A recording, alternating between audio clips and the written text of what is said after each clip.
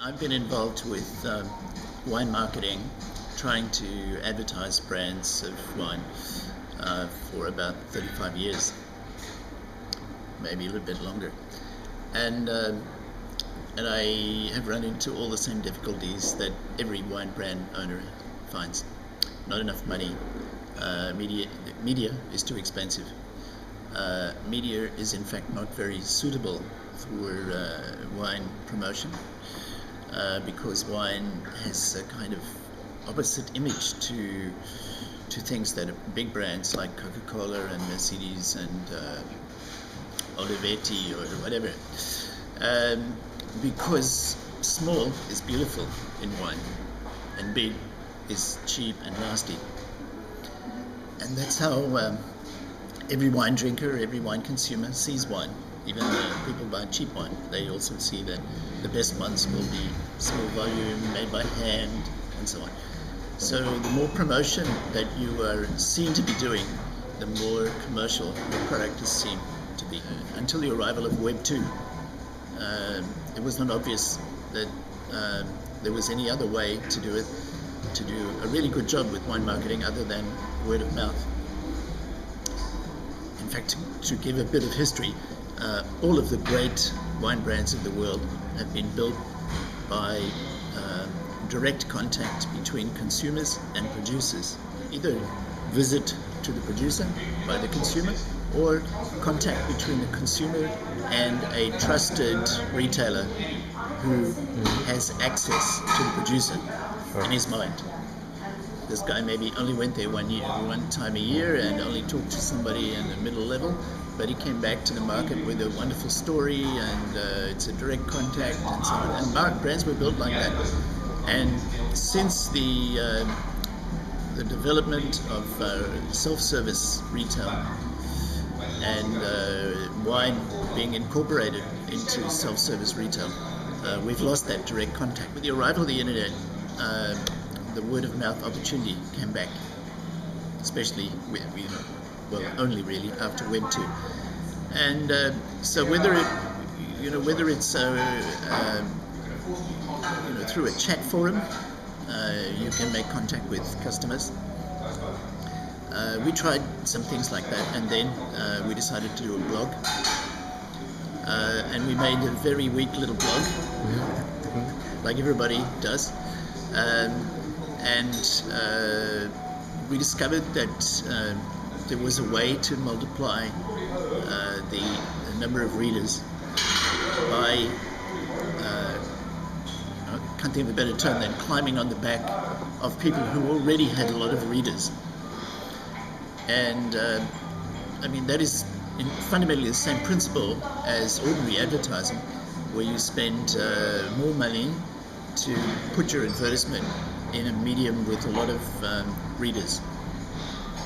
So you are getting on the back of their circulation. You're being carried to a lot of people. So we did the same thing with bloggers.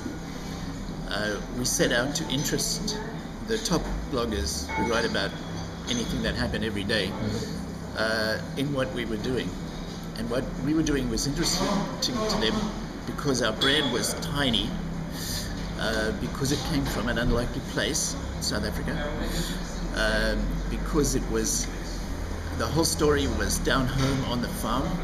We're down, way down in the other side of the world, on a tiny little vineyard. There was a family doing something different. And so consequently, we developed that story. I took thousands of pictures of what we did every day, one after the other, daily, or 3 times a week, sometimes not even for 2 weeks. But we built the stories. The major bloggers interested in this cute story, we sent them a bottle. No, first of all, we told them in a blog. We got one of these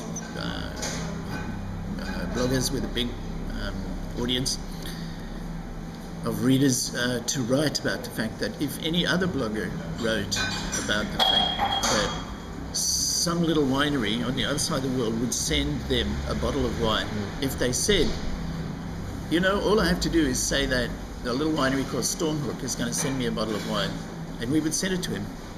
Or if he wrote, I don't think I'd be interested in the story that somebody will send me a bottle of wine, we'll still send it to him.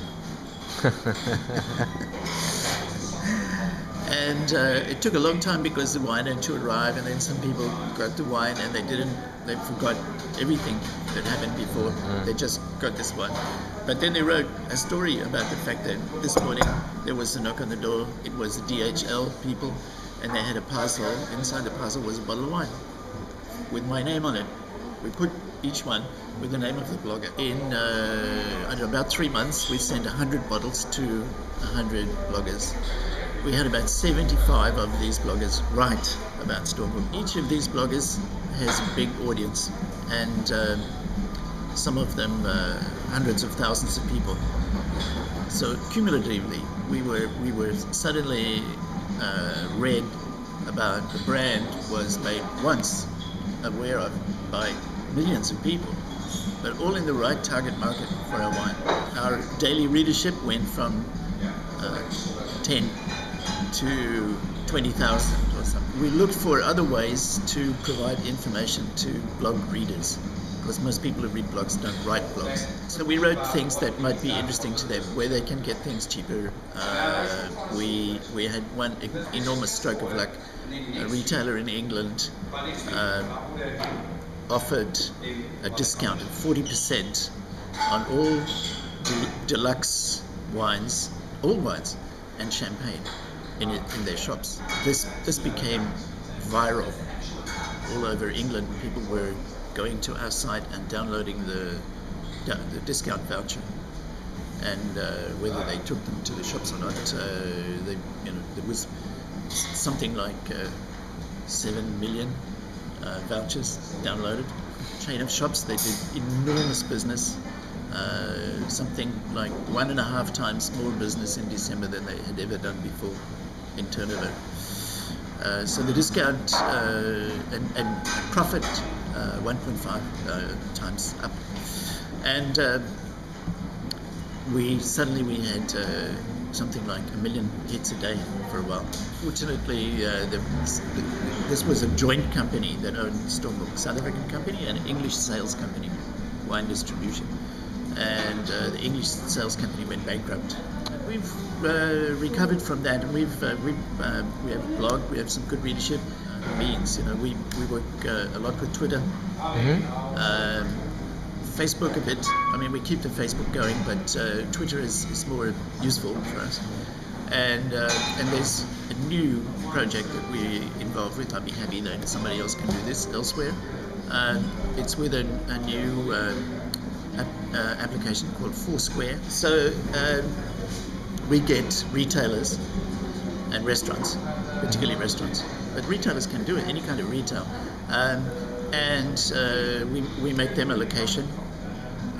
The ones we work with, if you go to Foursquare and you log on there just to check anything, and it says you are here, it says you are entitled to 1 free glass of wine, because Dido is in this place, restaurant. Love it. It's difficult to get a new wine on a wine list, but if you bring them something, you are bringing people to their restaurant. They instantly say, okay, I want to know more. How does it work?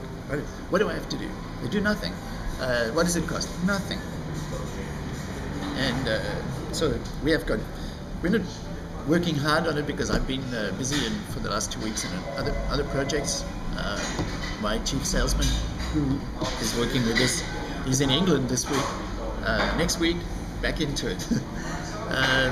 But I'm sure that there are thousands of extra applications, or not applications because that's a kind of technical thing, but ways you can use Foursquare.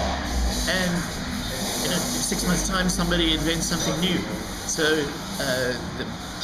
the methodology of social network is only limited by your imagination and the new inventions that are developing that allow you to give something to somebody without you having to pay for a page or a space or whatever. Thank you, Graham. Thanks so much.